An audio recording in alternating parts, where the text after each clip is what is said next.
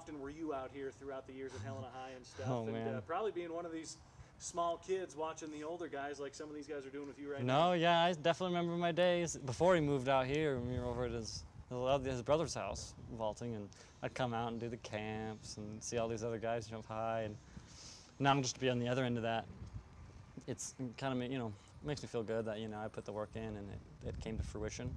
He always tells stories that he's trying to get other kids to be motivated. And he's like, yeah, it's because Chase lives down the street. He'd just be out here doing sand drills, and I'd come home or something like that. And I told the kids today, you can't coach motivation, so you got to motivate yourself in order to get better. Besides that, what's like that biggest piece you can offer these guys, whether it's a technical standpoint or is it just that motivation and saying, you know what, reps are what's going to get you there, is being in here and practicing some of these reps and stuff? That's kind of a tricky question. Pole vault's a complex sport, as you can imagine. So sometimes some kids will just need that little bit of advice. Okay, maybe next time just start on a different pole, and that totally changes their whole way of pole vaulting. And sometimes some kids just need some support. I know little Andrew over there, he's always, hey, what can I do to help? And I know one day he'll be a really good vaulter because he's got the drive for it. He fell in love with the sport at an early age.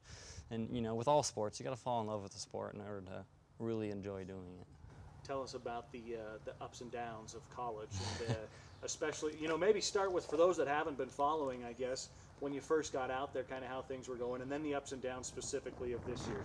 Well, as for training, it just got harder.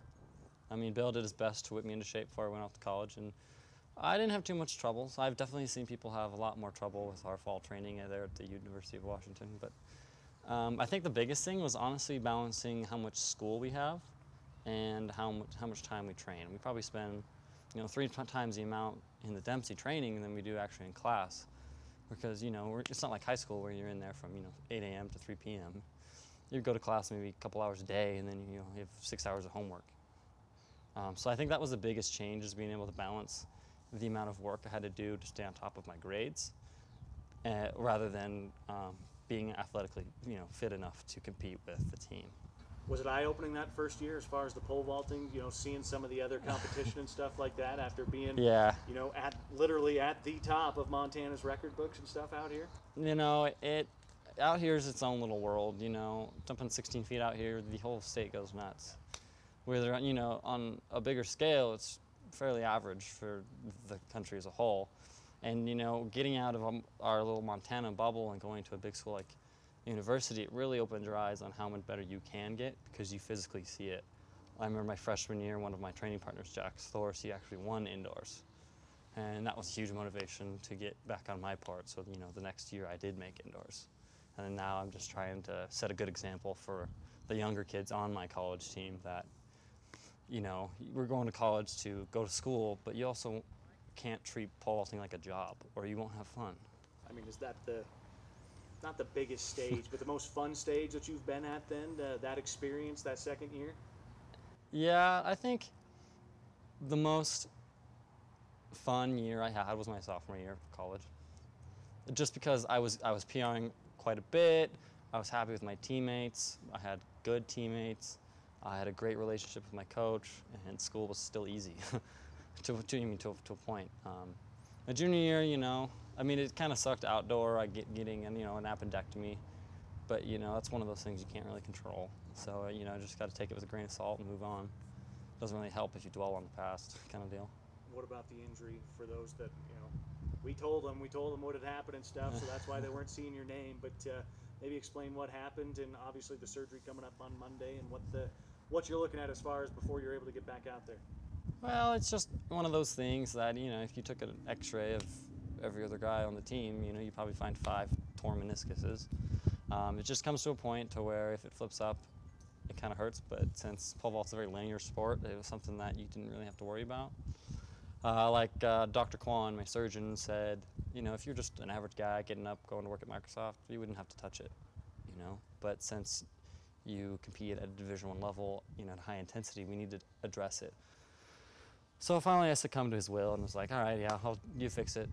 It's better to fix it than not, and then just leave it. So I ended up redshirting my outdoor season and getting it back in the spring of 2020.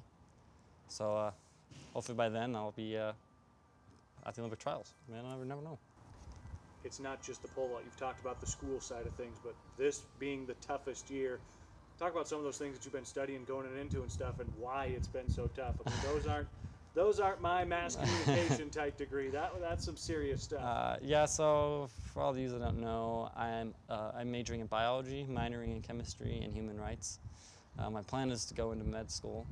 In this last quarter, I took neurobiology, human immunology, and organic chemistry all at the same time. I didn't really plan out my year very well. All of these classes kind of hit me at once. But I did learn a lot. I had a couple teammates in some of the classes, and the knee redshirting this outdoor season was kind of a blessing in disguise because I was able to spend more time in the classroom and maintain grades. Probably would have learned a lot more than I would have traveling because you miss every other weekend, 3-4 days at a time.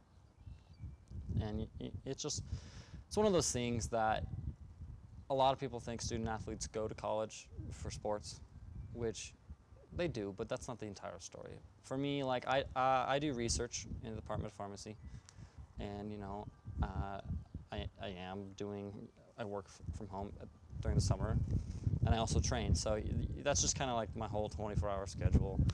Making sure I get enough sleep, training, and really trying to take advantage of not just my athletic career, but my professional career.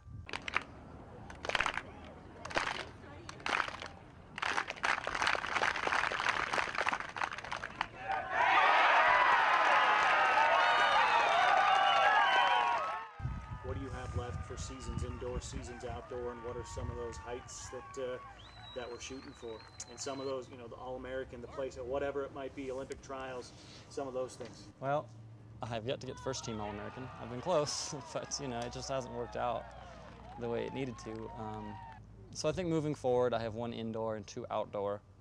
I mean, who would I be if I didn't want a national title? Everybody wants a national title, and I think if I, been working twice as hard, twice as long, I should be able to have a good shot at it. And that's the ultimate goal. Let's win a national title. Pretty much prove to the country that I've been putting in this work for something that I want to earn. And hopefully we'll be able to hit Olympic A standard and move on there to see how the Olympic trials go. What is that? Olympic standard is 5'70". Okay.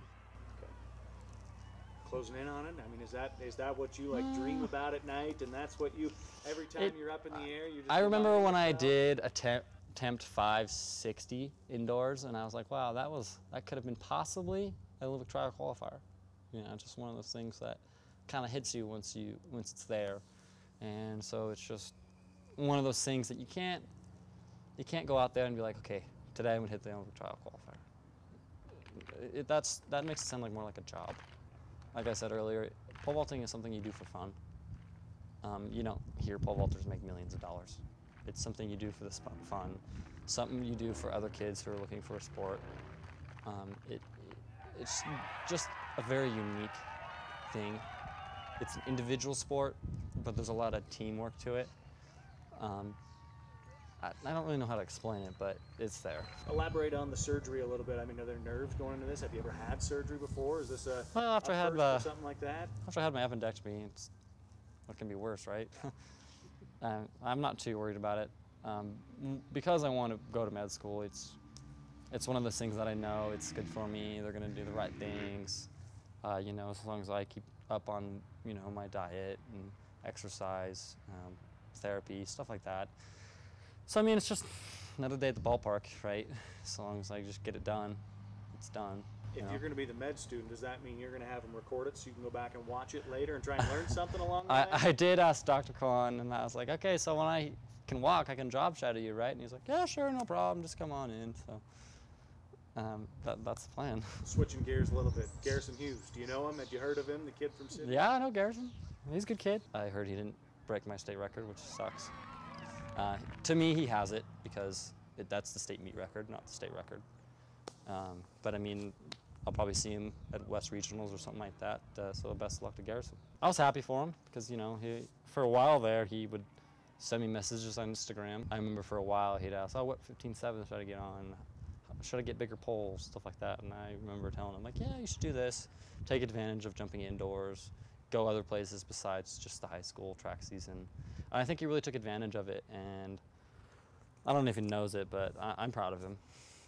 It's one of those things that, you know, records are meant to be broken. Is there kind of that pride of, you know, watching one another go higher and higher, Yeah, and helping I mean, them, especially when you get a chance to help them do something? I did loan some of my old high school poles to Lincoln for the year. I was kind of bummed to hear he didn't do as well as he had hoped, but you know, it's just one of those things. You really don't want to see someone do poorly. That's just not right to me. You know, like if you started pole vaulting and you were jumping 18 feet, I wouldn't be jealous. I'd be right there with you. You know, it's just one of those things. Like, if I go 18 feet, you and I are each going to have some serious. I don't think that's happening anytime soon, so we don't have to worry about it. Hey, you'd be surprised. Jeff Hardwick jumped 18 feet for over 40 years. Any time for fun, you know, playing video games or hanging with the guys or whatever it might be? Yeah, you know, I do hang out with my roommates a lot. All of them are on the track team, so it's like I see them all the time. My girlfriend's on the track team, so pretty much my life revolves around the track team, but it's not the only thing. Like, I have friends that are in classes and stuff like that, but I get a lot of support from people that aren't on the track team kind of deal. My uncle that lives there in Seattle, he does a really nice job of coming to meets and, you know, be like, oh, did you see this guy jump that? And yeah, I saw that. So that, and you know, my dad, he is consistently driven out to indoor or home meets every weekend for indoor meets, and I can't ask for anything better than that.